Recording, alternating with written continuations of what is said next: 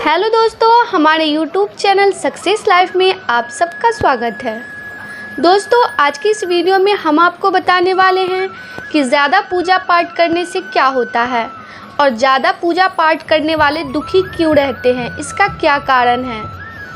हम में से अधिकतर लोग भगवान की भक्ति, पूजा अर्चना इसलिए करते हैं ताकि ईश्वर हमारे दुख मिटा सके और हमारा मन शांत हो सके। पर वास्तव में ज़्यादा पूजा पाठ करने से क्या होता है, हम नहीं जानते। दोस्तों, अतः आज का यह वीडियो भक्त जनों के लिए है जिनके मन में भगवान के प्रति असीम आस्था है और वो चाहते हैं कि भगवान ही उन्हें अवसर दे, क्योंकि अधिकतर लोगों को लगता है कि मुंह से हरे कृष्णा हरे राम बोलना ही सबसे उत्तम है। क्या सिर्फ भगवान के सामने सर झुकाकर उन्हें प्रणाम करना काफ़ी है या फिर इससे भी बड़ी हमारी कोई जिम्मेदारी है। जी हाँ, ऐसा क्यों होता है कि भगवान की भक्ति करने वाले लोग अक्सर ज़्यादा दुखी दिखाई देते हैं उनकी अपेक्षा जो अय्याशी करते हैं। वास्तव में इसके पीछे का कारण आप तभी समझेंगे जब आप इस वीडियो में अंत तक बने रहेंगे और ध्यानपूर्वक सुनेंगे। दोस्तों, पूजा पाठ हमारे थोड़ी देर के लिए मानसिक शांति दे सकती है, लेकिन कुछ पल बाद वही बेचैनी हमारे समक्ष फिर खड़ी हो जाती है। ऐसे में मनुष्य इस दुविधा में पड़ जाता है कि पूजा पाठ का असल में लाभ होता भी है कि नहीं। दोस्तों देखिए, समस्या पूजा पाठ में नहीं है, बल्कि दिक्कत हमारे अज्ञान में है। हमें नहीं पता यज्ञ क्या है, हवन भजन कीर्तन भक्ति क्या है, लेकिन फिर भी हम इन चीज़ों को निभाने लग जाते हैं। दरअसल हम खुद को ही इस बात से ठगाए रहते हैं कि हमारी वास्तविक समस्या क्या है। हम नहीं जानते हमारी परेशानी क्या है और इस परेशानी का इलाज क्या है। हम इसके बजाय कई चीज़ों का प्रयोग करते हैं और पाते हैं कि वो चीज़ें काम नहीं आ रही है। दोस्तों, उदाहरण के लिए किसी को लोगों से बातचीत करने में शर्म आती है, डर झिझक होती है और वो सुबह शाम पूजा पाठ करे तो क्या भगवान उसकी इस समस्या को हल करेंगे? नहीं ना। उसकी समस्या तभी हल होगी जब हम लोगों से बातचीत करने की हिम्मत उठाएंगे। इसी प्रकार अगर आप घर में यज्ञ करवाते हैं, सुबह शाम पूजा पाठ करते हैं, तो पहले आपको पता हो कि शास्त्रों में यज्ञ से क्या ताकत है, यज्ञ में अग्नि का क्या महत्व है। क्या यज्ञ में लकड़ी और घी जलाने से आपके जीवन में शांति आएगी? अगर आप सिर्फ पंडितों के कहने पर घर में यज्ञ करवा लेते हैं पर यज्ञ का वास्तविक अर्थ नहीं जानते, तो फिर यज्ञ आपके क्या काम आएगा। दोस्तों, आज की नई पीढ़ी धर्म के नाम से विदग्धी है। वो पूजा पाठ भक्ति हवन इत्यादि शब्दों से ही दूर भागती है। वास्तव में ऐसा क्या हुआ कि जो भारत एक धार्मिक देश कहलाता था, जहाँ ऋषियों और बड़े बड़े संतों का जन्म हुआ, उसी भूमि पर जन्म लेने वाले लोग धर्म से ही दूर क्यों होने लगे? दोस्तों, इसके पीछे बड़ा कारण है धर्म का अंधाधुंधकरण। बिना जाने बूझे पूजा पाठ करते करते ये स्थिति उत्पन्न हो गई कि अब एक पीढ़ी धर्म से दूर ही होने लगी। उसे पता लगने लग गया है कि जो पाठ जब हमारे माता पिता या पूर्वजों करते थे उनसे वास्तव में तो कुछ लाभ होता नहीं, तो भला हम क्यों करें।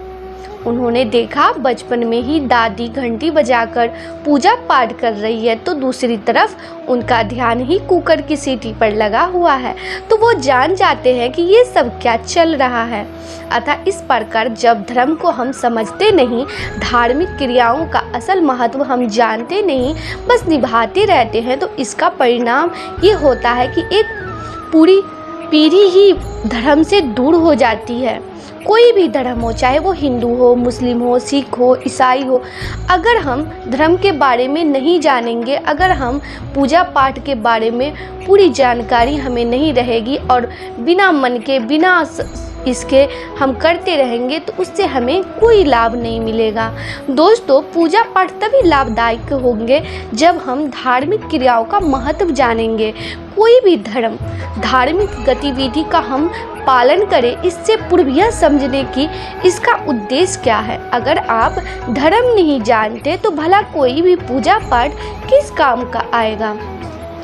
अगर आप घर में यज्ञ करवाते हैं इस मनसा के साथ कि यज्ञ में लकड़ी जलाकर हवा शुद्ध हो जाती है, तो इससे आप भला किसको बेवकूफ़ बना रहे हैं। वैसे ही पर्यावरण में प्रदूषण बढ़ता जा रहा है, पर वास्तव में यज्ञ का अर्थ है स्वयं की आहुति देना, अर्थात अपने ज्ञान, ऊर्जा, समय, पैसे इत्यादि सभी संसाधनों को किसी सही कार्य में झोंक देना, ताकि सीधा आपको दुखों से मुक्ति हो और परमात्मा से मिलन हो सके।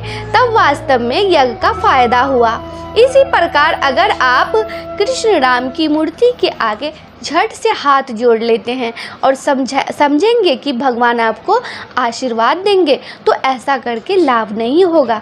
फायदा आपको मात्र तब होगा जब आप राम का योग्य वशिष्ठ सार पढ़ेंगे और कृष्ण की गीता में लिखी बातों को समझेंगे। देखिए, मूर्तियों प्रतीक यानी कि इशारा मात्र होती है। उनका उद्देश्य हमें सही जिंदगी जीना सिखाना होता है, पर हम जिंदगी घटिया जीते हैं और मूर्तियों के सामने झट से झुक जाते हैं। इसी प्रकार सभी लोग मंदिर जाते हैं और वहां जाकर अपनी मनोकामना पूरी करने की प्रार्थना करते हैं, पर वास्तव में मंदिर का निर्माण इसलिए किया गया था क्योंकि वहां जाकर मनुष्य का मन साफ हो, पर हमारे लिए उल्टा होता है। हमारा मन साफ होने की बजाय हम मंदिरों को अपनी इच्छा पूरी करने की साधन बना लेते हैं। दोस्तों, देखिए, पूजा कीर्तन का महत्व आपको शांति, सच्चाई और सहजता तक लेकर जाना है। आप देखिए, जिस तरह आप परिवार में पूजा करते हैं उससे आपके जीवन में ये चीज़ें आ रही है या नहीं। सुबह शाम पूजा करने के बाद भी अधिकांश लोगों की ज़िंदगी और मन में कुछ खास बदलाव नहीं आता। ऐसे में यहाँ समझाना जरूरी है कि आम संस्कृति में जो पूजा प्रचलित है उसी तरह आप भी पूजा करें। अगर रोज की आरती और पूजा में आपको कुछ विशेष मन नहीं लगता तो अब समय है कि आप असली पूजा करें। उदाहरण के लिए कबीर राम के बड़े भक्त थे। उन्होंने अपना जीवन ही उन्हें समर्पित कर दिया, पर उनका एक दोहा कुछ इस प्रकार है। दोस्तों, कबीर साहब कह रहे हैं कि अब उनका उठना बैठना सारे काम राम के आदेश पर है, तो मैं क्या राम के नाम की माला जपूं या मुख से राम कहूं। अब तो राम ही हमें जपता है, हमें राम नाम कहने से भी मुक्ति मिल गई।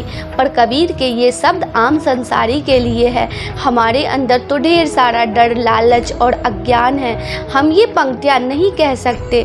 लेकिन कबीर, जिन्होंने भले कभी आरती की थाली से राम को ना पूजा हो, उन्होंने तो अपना पूरा जीवन ही राम को सत्य को समर्पित कर दिया। दोस्तों, राम के प्रति अपनी भक्ति में वो ये कह देते हैं कि अब हमारी तौर पर उन्हें पूजने की ज़रूरत नहीं, क्योंकि उनके अंदर तो राम बैठे हैं।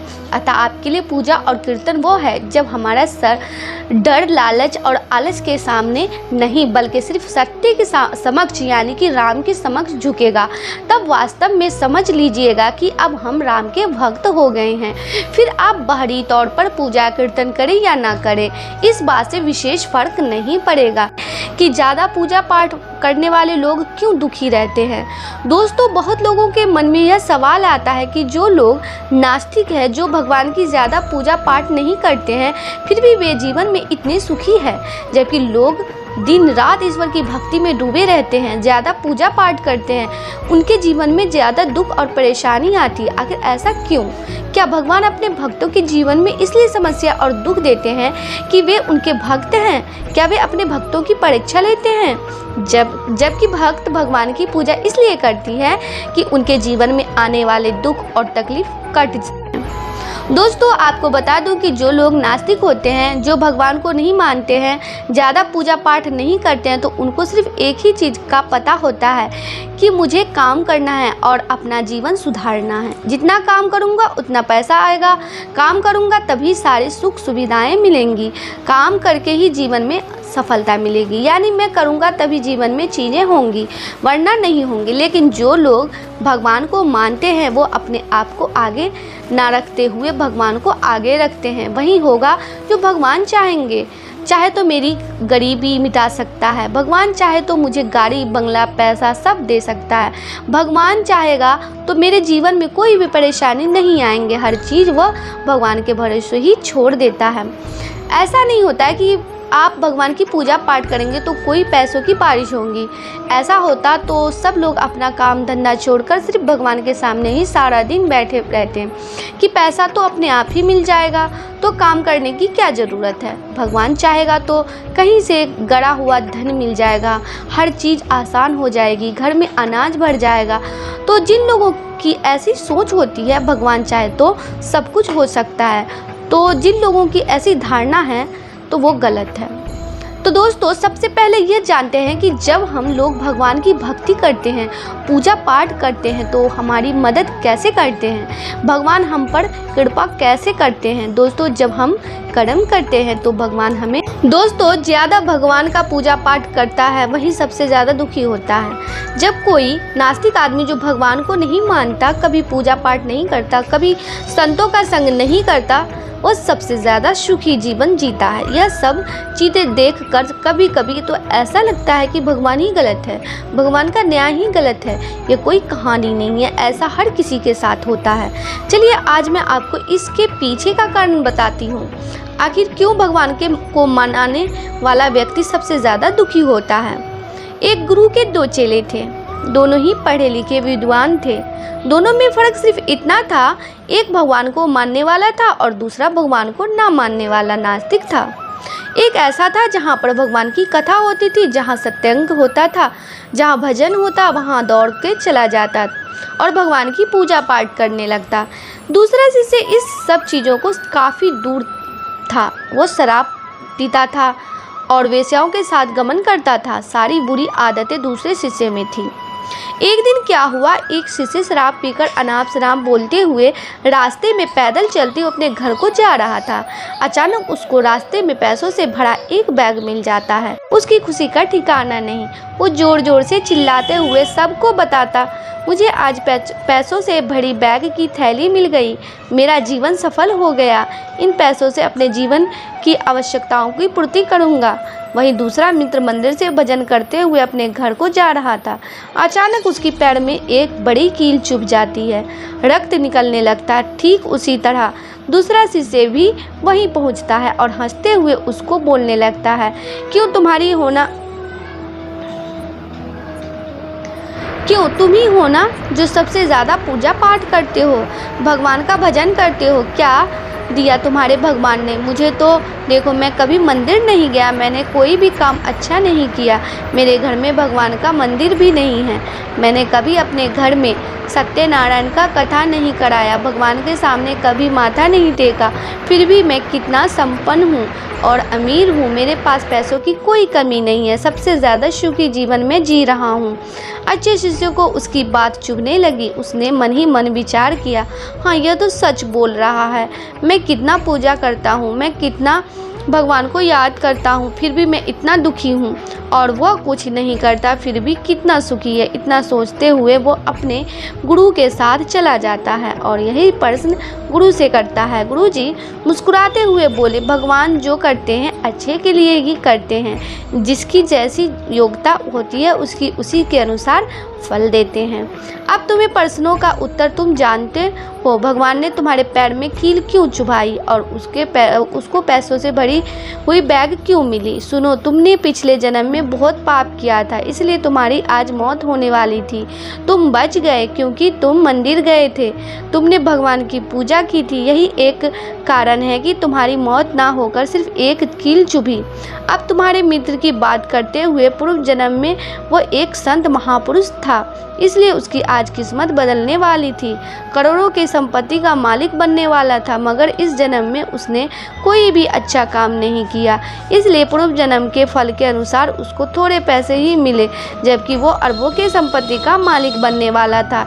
भगवान वो को दोष देना छोड़ दो, अपने वर्तमान के समय का सदुपयोग करो, भविष्य अपने आप सुधर जाएगा।